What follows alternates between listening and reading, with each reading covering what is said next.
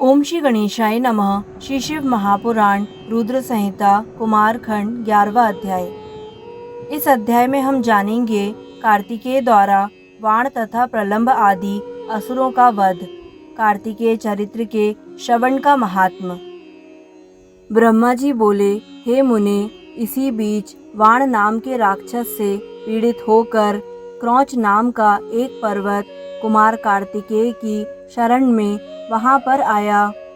वह वाण नामक राक्षस तारक संग्राम के समय कुमार का ऐश्वर्यशाली तेज सहन न कर पाने के फलस्वरूप 10,000 सैनिकों के साथ भाग गया था। वही क्रौच को अतिशय दुख देने लगा। वह क्रौच पर्वत भक्ति पूर्वक कुमार के चरण कमलों में प्रणाम करके प्रेममयी वाणी से आदर पूर्वक कार्तिकेय की स्तुति करने लगा। क्रौच बोला, हे कुमार, हे स्कंद, हे देवेश, हे तारकासुर का नाश करने वाले, वाण नामक दैत्य से पीड़ित मुझ शरणागत की रक्षा कीजिए। हे महासेन, वह वाण तारकासुर के संग्राम में आपसे भयभीत होकर भाग गया था। हे नाथ, हे करुणाकर, वह आकर अब मुझे पीड़ित कर रहा है। हे देवेश, उसी वाण से पीड़ित होकर अत्यंत दुखित मैं भागता हुआ आपकी शरण में आया हूँ। हे शरजन्म, दया कीजिए। हे विभो, उस वाण नामक राक्षस का नाश कीजिए और मुझे सुखी कीजिए। आप विशेष रूप से दैत्यों को मारने वाले देवरक्षक तथा स्वराट हैं। ब्रह्मा जी बोले, जब क्रौच ने इस प्रकार कुमार की स्तुति की, तब भक्त पालक वे कार्तिकेय प्रसन्न हुए और उन्होंने हाथ में अपनी अनुपम शक्ति लेकर मन में शिव जी का स्मरण किया। इसके बाद उन शिवपुत्र ने वाण को लक्ष्य करके उसे छोड़ दिया। उससे महान शब्द हुआ और आकाश एवं 10 दिशाएं प्रज्वलित हो उठीं। हे मुने, क्षण मात्र में ही सेनापति सहित उस असुर को जलाकर वह परम शक्ति पुनः कुमार के पास लौट आई। उसके बाद प्रभु कार्तिकेय ने उस क्रौच नामक पर्वत श्रेष्ठ से कहा, अब तुम निडर होकर अपने घर जाओ। सेना सहित उस असुर का अब नाश हो गया।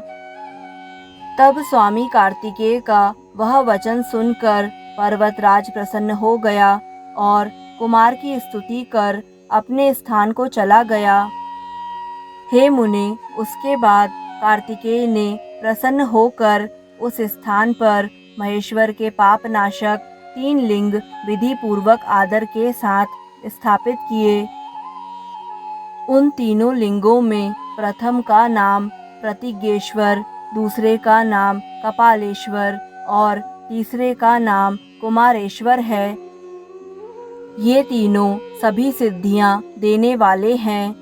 इसके बाद उन सर्वेश्वर ने वहीं पर जय स्तंभ के सन्निकट स्तंभेश्वर नामक लिंग को प्रसन्नता पूर्वक स्थापित किया। इसके बाद वहीं पर विष्णु आदि सभी देवगणों ने भी प्रसन्नता पूर्वक देवादिदेव शिव के लिंग की स्थापना की। वहां पर स्थापित उन सभी लिंगों की बड़ी विचित्र महिमा है, जो संपूर्ण कामनाओं को प्रदान करने वाली तथा भक्ति करने वालों को मोक्ष प्रदान करने वाली है। तब प्रसन्न चित्त वाले विष्णु आदि समस्त देवगण कार्तिकेय को आगे कर कैलाश पर्वत पर जाने का विचार करने लगे। उसी समय शेष का कुमुद नामक पुत्र दैत्यों से पीड़ित होकर कुमार की शरण में आया। प्रलंब नामक प्रबल असुर जो इसी युद्ध से भाग गया था, वह तारकासुर का अनुगामी वहां उपद्रव करने लगा। नागराज शेष का वह कुमुद नामक पुत्र अत्यंत महान था, जो कुमार की शरण में प्राप्त होकर उन गिरिजापति पुत्र की स्तुति करने लगा।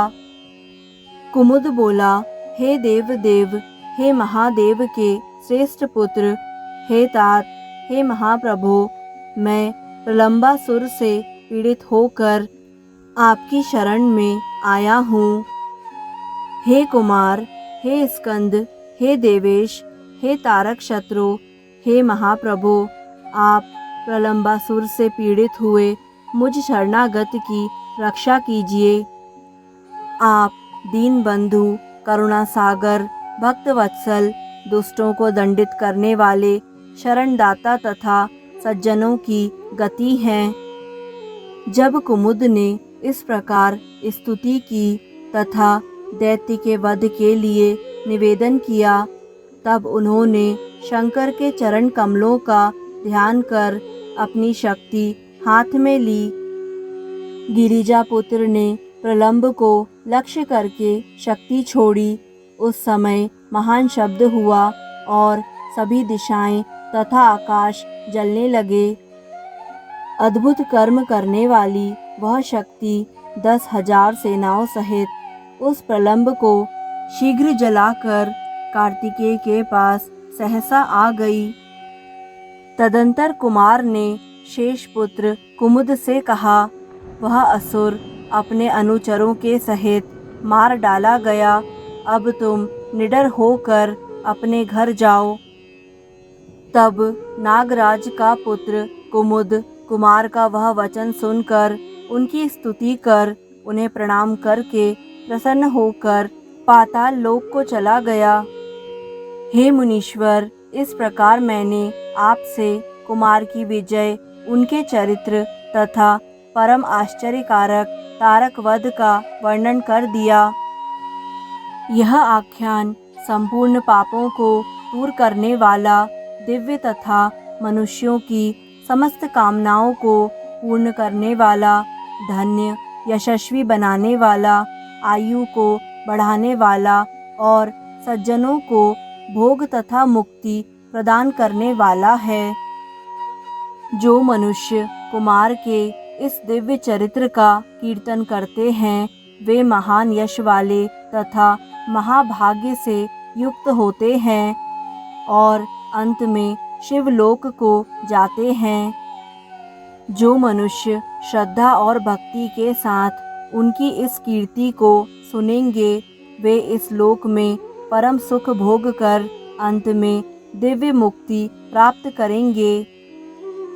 इस प्रकार श्री शिव महापुराण के अंतर्गत द्वितीय रुद्र संहिता के चतुर्थ कुमार खंड में बाण प्रलंब वध तथा कुमार विजय वर्णन नामक 11वां अध्याय पूर्ण हुआ। दोस्तों, आगे आने वाले सभी अध्यायों को निरंतर सुनने के लिए हमारे YouTube चैनल आध्यात्मिक कथाएं को लाइक करें, सब्सक्राइब करें और बेल आइकन पर प्रेस करें। धन्यवाद।